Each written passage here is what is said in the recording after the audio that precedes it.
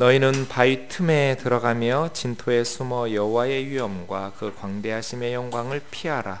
그날에 눈이 높은 자가 낮아지며 교만한 자가 굴복되고 여호와께서 홀로 높임을 받으시리라. 대저만군의 여호와의 날이 모든 교만한 자와 거만한 자와 자고한 자에게 임하리니 그들이 낮아지리라.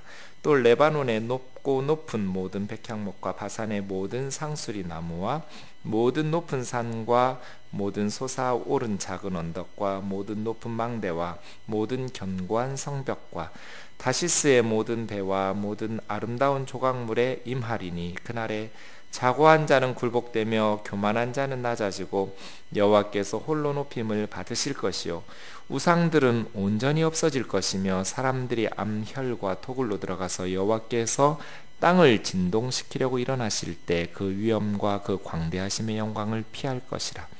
사람이 자기를 위하여 경배하려고 만들었던 은 우상과 금 우상을 그날에 두더지와 박쥐에게 던지고 암혈과 험악한 바위 틈에 들어가서 여호와께서 땅을 진동시키시려고 일어나실 때 그 위엄과 그 광대하심의 영광을 피하리라.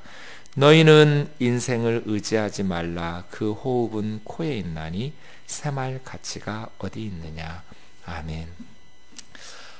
이사야서 2장 앞부분에 보면 예루살렘이 모든 열방의 산들보다 가장 높은 곳에 서게 될 것이라고 말씀하셨습니다. 열방의 사람들이 그 산 위에 있는 예루살렘 사람들의 삶의 모습을 보면서 예루살렘으로 은근 보화를 가지고 모여들 거라고. 왜 모이냐면 우리도 가르쳐 달라고. 하나님께서 우리에게도 하나님의 도를 가르쳐 줄 것이다. 우리가 그 길로 행하자. 이렇게 열방의 이사야서는 이스라엘의 죄에 대한 하나님의 심판에 대한 말씀도 있지만 이렇게 구원에 대한 회복에 대한 소망의 말씀도 겸하여 있어요.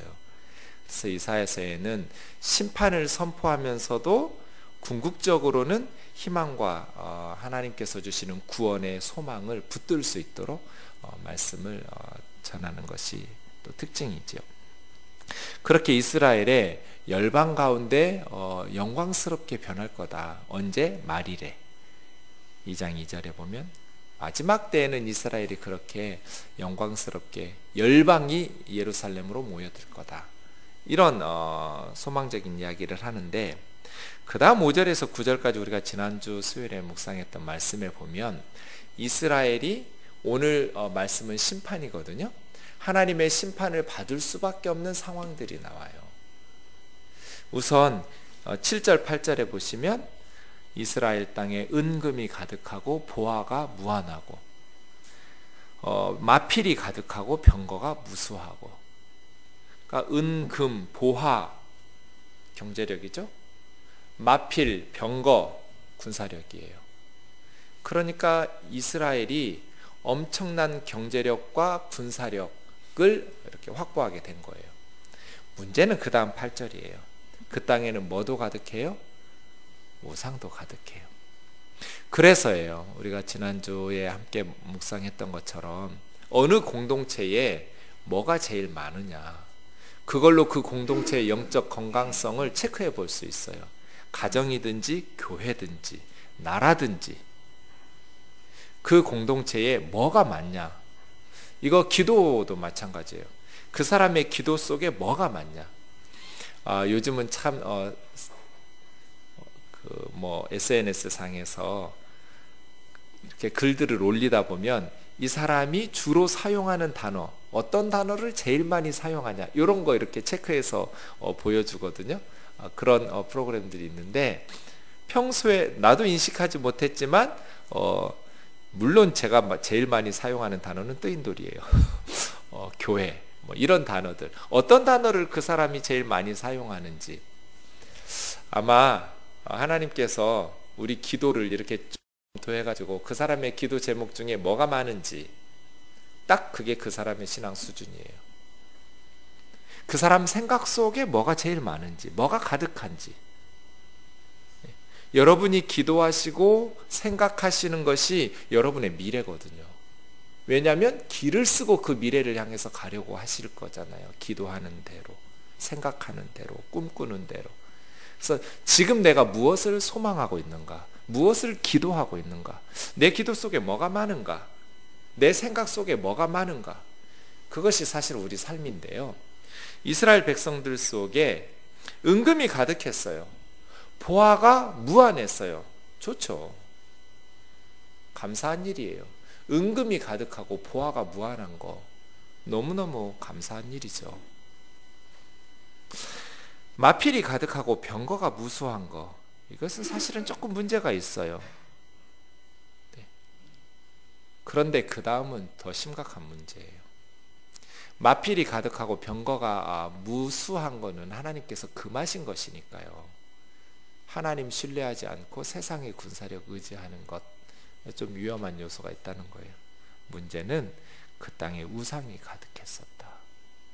우상도 가득하면 안 되잖아요.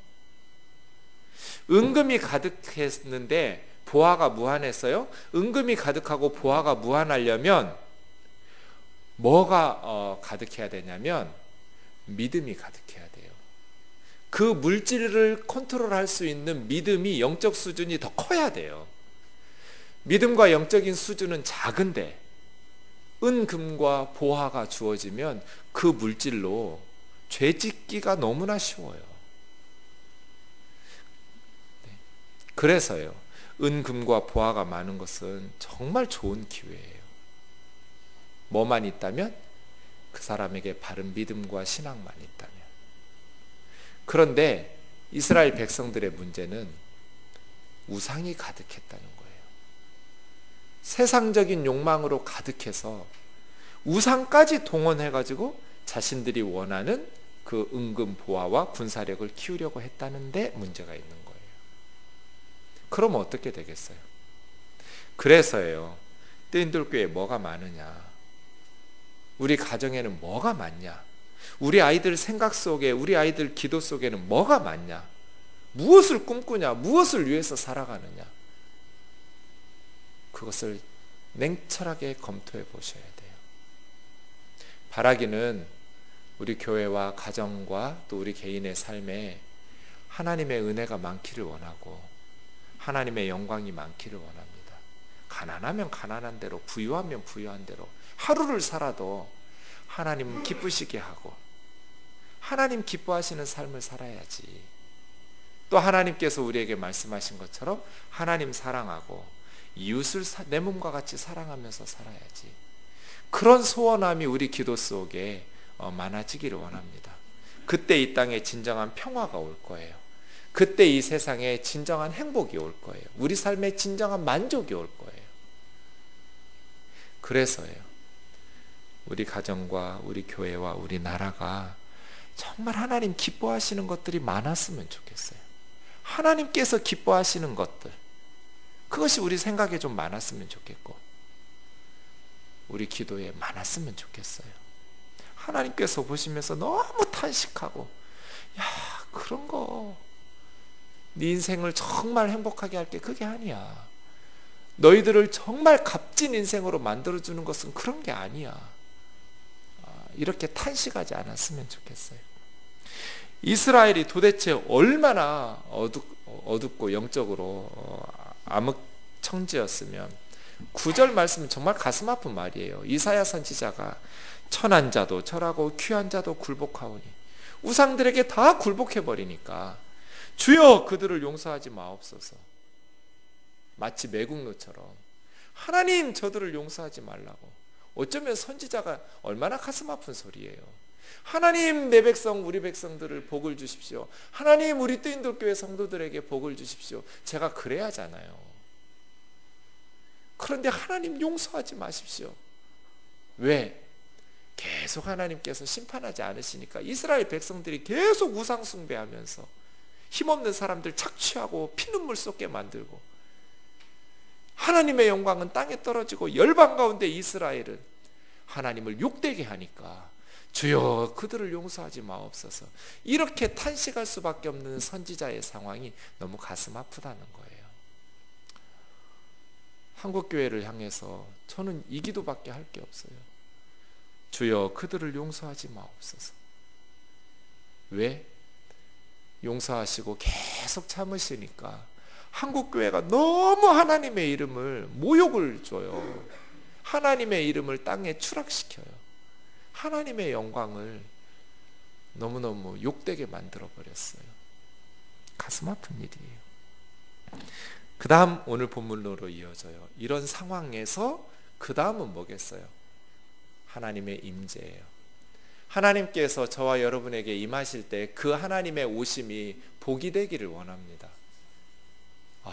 근데 하나님의 임재가 이스라엘 백성들에게는 심판이 되어버렸어요.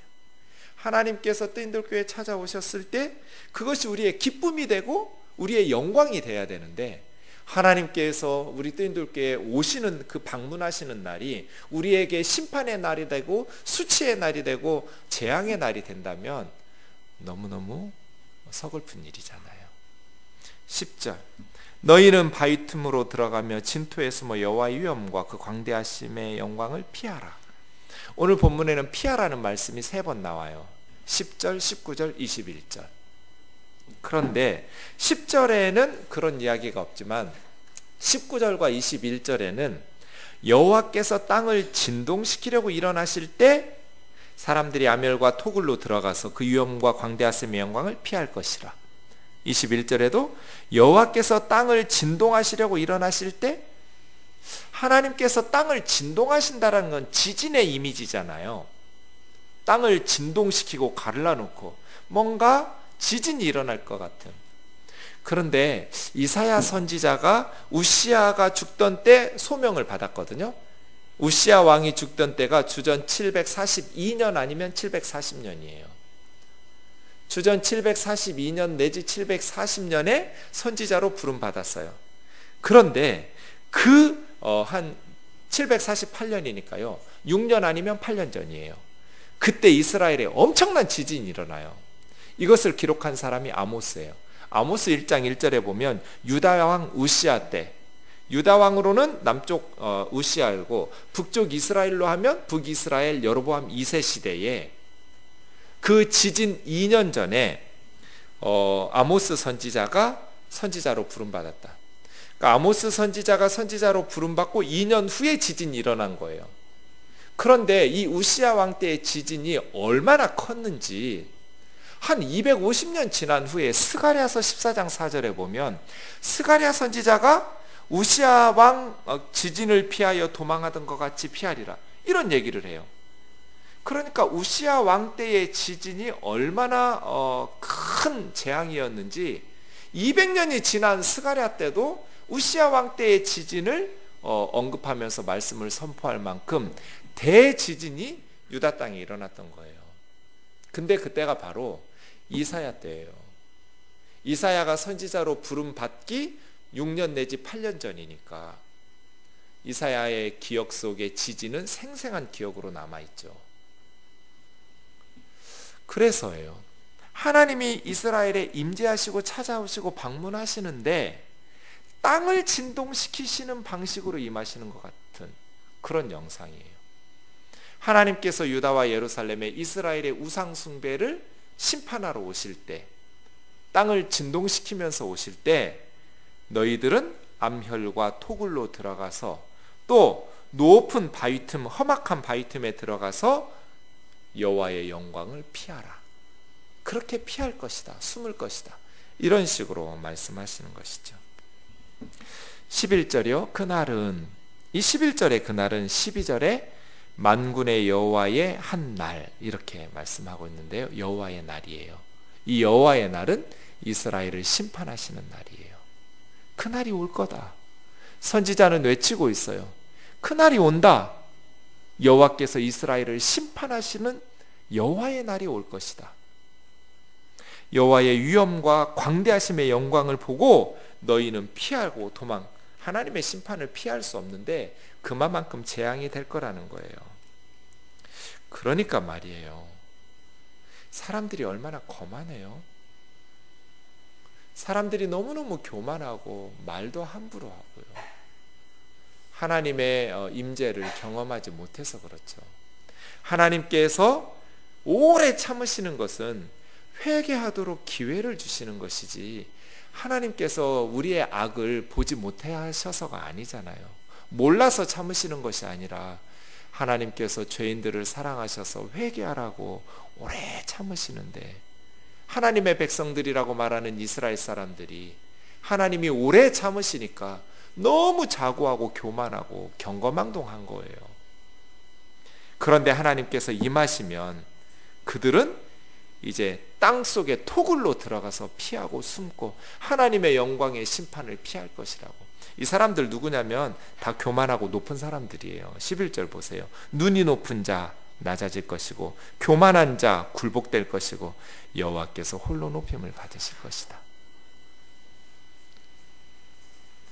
하나님 한 분만 홀로 높임을 받을 거다. 인간들 중에 권력을 가지고 높았던 사람들 다 낮아지게 될 것이고 그들이 섬겼던 우상들도 다 낮아지게 될 것이고 하나님 홀로 높아지게 될 것이다.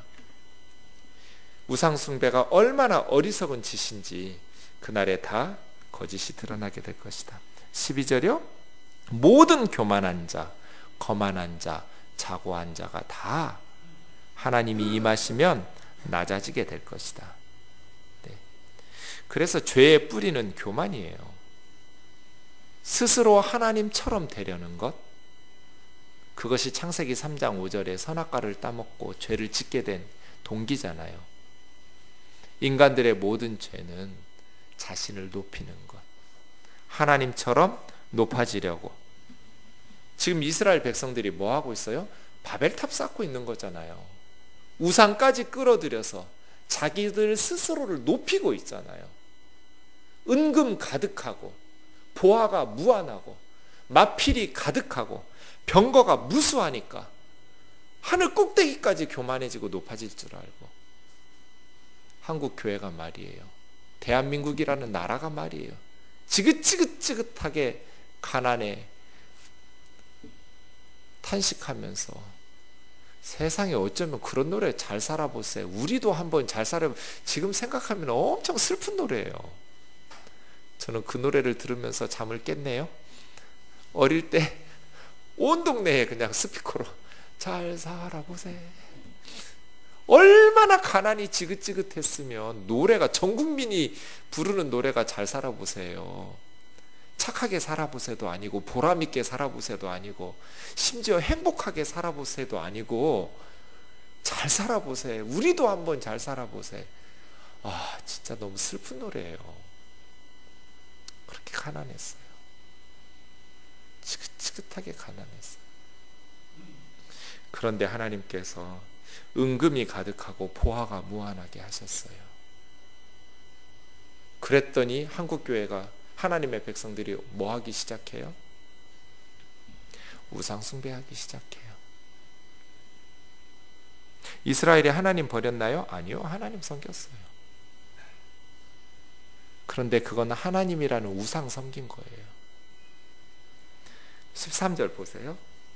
레바논의 높고 높은, 이제 4가지씩 8가지가 나올 텐데요.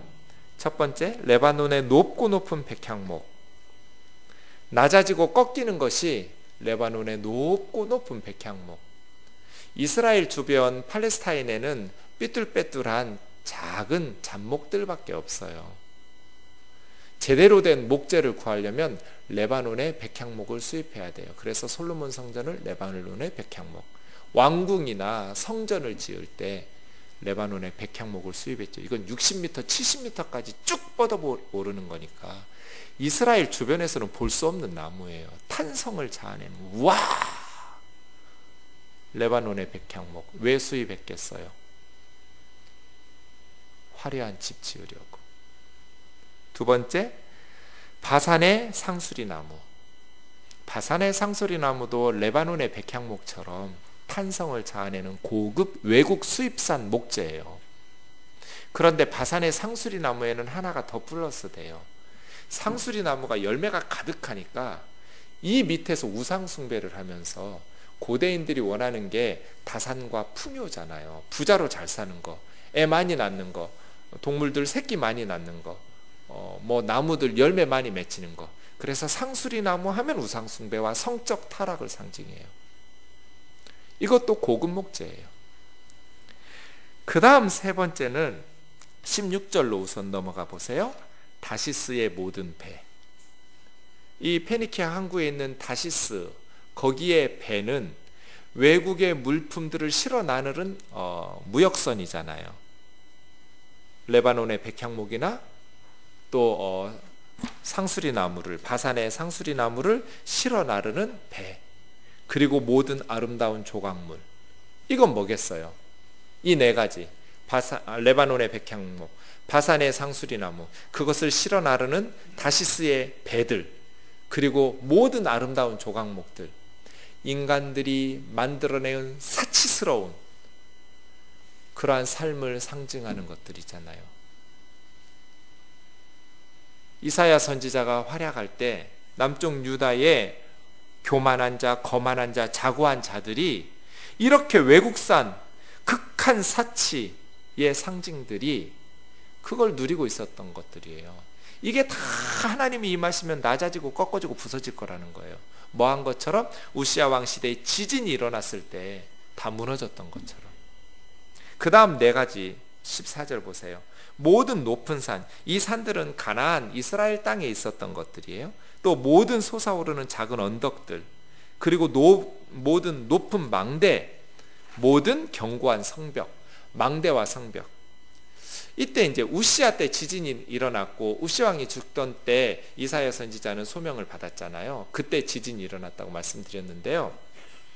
우시야 왕 하면 여러분 뭐 기억하시면 되냐면 솔로몬 이후 최고 강력했던 시대였다고 보면 돼요. 우시야 왕 때 이사야가 말하는 이러한 또 군사력은요, 과장이 아니에요. 솔로몬 이후로 가장 강력했던 군사 대국을 만든 사람이 우시야예요. 우시야 때는 이스라엘의 전 국토를 요새화했어요. 역대기에 보면 이스라엘의 전 국토에 성벽을 쌓고 요새를 만들고 견고한 망대들을 세웠어요. 그때 이사야가 선지자로 부름받아서 활동한 거예요. 그 후에, 직후에. 그러니 15절의 말씀, 14절 15절의 네 가지, 높은 산, 솟아오른 작은 언덕, 높은 망대, 모든 견고한 성벽, 이것은 이스라엘 사람들이 자랑하는 것들이에요. 무너질 것 같지 않은 높은 산, 작은 언덕들, 높은 언덕들, 견고한 망대와 견고한 성벽들, 하나님께서 찾아오시면 다 무너뜨리실 것이다. 그래서예요. 그래서 우리 인생에 하나님께서 오실 때 무너뜨리시지 않을 것들을 쌓아야 돼요. 하나님께서 우리 인생을 방문하실 때 무너뜨리지 않으실 것들을 쌓는 인생을 살아야 된다고요. 그게 뭐겠어요, 여러분? 하나님께서 이스라엘에 오셨는데 지금 다 무너뜨리고 계시잖아요. 교만한 자, 또 거만한 자, 자고한 자 다 낮아질 것이고, 사람만 낮아지는 것이 아니라 외국에서 가지고 왔던 레바논의 백향목, 바산의 상수리나무, 그것을 실어 나르는 다시스의 무역선들, 그리고 모든 아름다운 조각들, 인간들이 사치스럽게 자랑했던 그 보물들 다 낮아지고 깨지고 부서질 것이고, 이스라엘이 자랑하는 높은 산들, 또 솟아오른 작은 언덕들, 그리고 너희들이 세웠던 견고한 망대와 견고한 성벽들 다 무너지고 낮아질 것이다. 하나님께서 오시는데 다 무너뜨릴 것들만 쌓고 헛짓한 거예요. 이스라엘이 교만하고 거만하고 스스로를 높이고 자고했지만 하나님께서 오시자마자 다 무너뜨리고 다 땅바닥에 쓰러뜨리실 것들만 쌓고 있었던 거예요. 이런 말씀들 보면 정말 뜨끔해요. 내 인생은 지금 뭘 쌓아가고 있나? 내 인생은 하나님께서 방문하셨을 때 정말 견고하게 칭찬하실 것들을 쌓아가고 있는지, 아니면 다 허물어버리실 쓸데없는 짓 하고 살아가고 있는지 말이에요. 헛된 영광을 구하고 헛된 것들을 추구하는 하나님 앞에서 다 무너뜨려질 인생 되지 않기를 원합니다. 그건 아무리 생각해봐도 사람을 섬기고 사랑하는 거예요. 사람을 남기는 것. 예수님이 그렇게 말씀하시잖아요. 재물을 가지고 사람을 친구를 사라고. 그러면 그 재물이 없어질 때, 쓸모 없어진 물질이 더 이상 쓸모 없어질 때는 죽을 때거든요. 살아있는 동안에는 물질이 필요해요. 죽고 나면 더 이상 이 땅에 재물이 쓸모가 없어요. 그때 너희 친구들이, 너희들이 재물로 도왔던 그 사람들이 영원히 거주할 영주할 처소로 너희를 환영해서 반갑게 맞아줄 것이다. 이 땅에서 우리의 생이 끝나고 천국에 가게 될 때, 그때 먼저 간 천국에 있는 사람들이 세상 살 때 당신 정말 고마웠다고, 당신 때문에 우리 집 굶어 죽지 않고 살았다고, 당신 때문에 우리나라 정말 그 힘들 때 어려움을 견뎌냈다고, 너무너무 고맙다고, 어서 오라고 예수님 말씀하신 그거거든요. 이 땅의 모든 건 다 허물어지잖아요. 영원한 건 사람밖에 없어요. 이건 제 생각이에요. 이 땅이 끝나도, 주님 재림 후에도, 천국에서도 영원히 남을 건 사람밖에 없어요. 그래서 주님이 오셨을 때 허물어뜨릴 그거에 목숨 걸고 살지 말고, 그런 모든 자원을 총동원해서 영원히 주님 앞에서 남을 것들을 쌓아가는 인생을 살았으면 좋겠어요. 하나님 사랑하고 이웃 사랑하고 사람 소중히 여기고, 우리에게 주신 물질이 있으면, 재능이 있으면, 시간이 있으면 그 모든 것들을 잘 실력을 길러 발전시켜서 주님 기뻐하시는 사람들을 살리고 먹이고 입히고 가르치고 병을 고쳐주는 복음으로써 그 영혼들을 건져내는 그러한 인생을 살아야겠다, 이런 생각이 들어요. 아무리 우리 교회가 의리의리한 예배당 지어놔도 주님 오실 때 그거 영원히 남아있을 것 같지가 않아요. 그렇죠? 헛된 영광 구하지 마라. 하나님께서 우리 인생에 방문하실 때 칭찬하실 것들을 쌓아가면서 살아라. 다 낮아진다는 거예요. 17절이요. 그날에 자고한 자 굴복되고 교만한 자 낮아지고 여호와께서 홀로 높임 받으실 것이다. 하나님께서 홀로 높임 받는 나라가 좋은 나라죠. 하나님만 홀로 높임 받아야 돼요. 우상들이 온전히 없어질 것이며, 하나님께서 심판하실 때 우상이 전혀 도움이 안 돼요. 그러니 헛된 거예요. 우상 숭배는. 사람들이 다 아멸과 토굴로 들어가서 여호와께서 땅을 진동하시려고 일어나실 때 위엄과 광대하심의 영광을 피할 것이라. 20절이요. 사람이 자기를 위하여 경배하려고 만들었던, 이게 우상 숭배예요. 자기를 위해서 만든 거예요.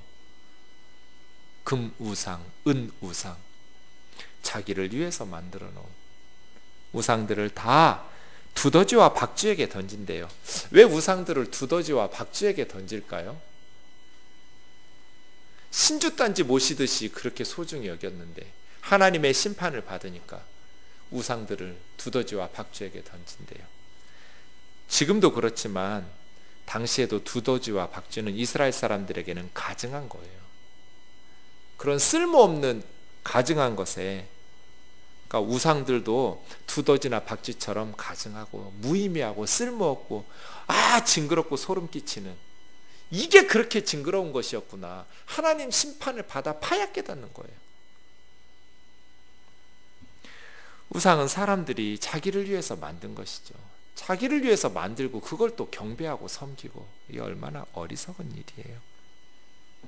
22절 우리 같이 읽겠습니다. 이 22절이 이사야서의 핵심 메시지 중에 하나예요. 시작. 너희는 인생을 의지하지 말라. 그 호흡은 코에 있나니 새말 가치가 어디 있느냐. 지금까지 사실은 우상 숭배 때문에 심판받았거든요. 그런데 우상을 의지하지 마라 이래야 될 것 같은데, 사람을 의지하지 마라. 여기서 인생이라고 한 건 아담이에요. 아담 이렇게 하면 흙이라는 뜻도 있고 사람이라는 뜻도 있고, 또 아담이라는 사람 개인, 하와 남편 이름이기도 하고, 아담을 의지하지 마라, 사람 의지하지 마라. 아담은 흙이다. 인생을 의지하지 마라. 결국 우상도 인간들이 만든 거니까. 지금까지 보면 7절에 있는 이 인생은 인간들이 쌓아놓은 은금이 가득하고 보화가 무한하고 또 마필이 가득하고 병거가 무수하고 경제력과 군사력, 또 8절에 우상도 가득한 인간들이 동원할 수 있는 모든 힘, 그러나 그 모든 것들은 다 헛된 거다. 그거 의지하지 마라. 사람이 동원할 수 있는 모든 경제력이나 군사력이나 그 모든 우상들까지 끌어들이는 것, 하나님께서 임하시면 다 허무한 것이라는 거죠. 하나님의 임재 앞에서 산산조각 나서 무너질 것들을 의지하지 마라. 그 호흡은 코에 있나니. 참, 새말 가치가 어디 있느냐. 인간의 호흡이 코에 있다는 것은 창세기 2장 7절을 암시해요. 하나님께서 흙으로 사람을 만드시고 코에다가 생기를 불어넣어 주셨잖아요. 그렇죠? 하나님께서 불어넣어 주신 생기, 그 호흡을 하나님께서 걷어가시면 우리는 뭐가 돼요? 한 줌의 흙이 돼요. 시체예요. 그러니까 인간은 그렇게 연약해요. 한 줌의 흙이에요. 하나님께서 주셨던 호흡을 걷어가시면 그냥 흙일 뿐이에요. 인간은 하나님을 의존해서 살아가는 존재예요. 그래서예요. 인간은 새 맺힐 가치가 없다. 축구를 하는데 11명씩 하잖아요. 친구가 한 명 더 왔네. 얘 어떻게 해? 월요일에요. 1년에 한 번씩 우리 노예에서, 갑자기 생각이 났어요. 1년에 한 번에 체육대회가 있어요. 목사님들과 장로님들의 노예 체육대회예요. 그래서 우리 노예에는 6개의 시찰이 있어요. 시찰회가. 저희는 서초구에 있으니 서초 시찰이에요. 근데 축구 준결승전에서 우리가 4대1로 이겼어요. 근데 게임이 끝나니까 상대방 시찰의 선수들이 우리의 부정선수가 있음을 발견했어요. 자기들이 이겨야 된다는 거예요. 확인해 보니까 장로님이 2분이 들어가야 되는데 우리는 장로님이 한 분에 부목사님이 한 분 들어온 거예요. 장로님들은 연세가 많잖아요. 보통. 물론 40대 젊은 장로님들도 계시지만. 그러니까 우리가 부정선수 넣었으니. 근데 원래 게임 전에 양팀에 문제 없죠? 부정선수 없죠? 심판들이 이렇게 확인을 하거든요. 없습니다 하고 대충 그냥 이렇게 넘어갔어요. 그리고 게임 전후반이 끝났어요. 4대1로 우리가 이겼어요. 근데 지고 나니까 저기 부정선수가 있다. 장로님이 2분 들어가야 되는데 젊은 부목사가 들어갔으니 몰수패해야 된다. 우리가 결승전에 올라가야 된다. 우리 목사님들이 양보하겠어요? 안 하겠어요? 게임 전에 문제 없다고 하고 하지 않았냐. 우리가 잘못했지만, 룰은 어겨서 우리가 잘못했지만 이 문제가 해결이 안 돼가지고요 몇십 분이 걸렸어요. 전 몰랐어요. 저는 족구하고 있었거든요. 그래 마이크에 찾았어요. 정중정 목사 어딨냐고, 본부석으로 오라고 몇 번을 얘기를 해가지고 상대방에서 저를 요구한 거예요. 어떻게 해야겠어요? 우리가 졌다고. 그리고 게임 끝났어요.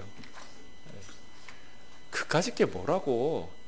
결승전 올라가면 뭐하고 안 올라가면 뭐해요. 우리가 졌다고.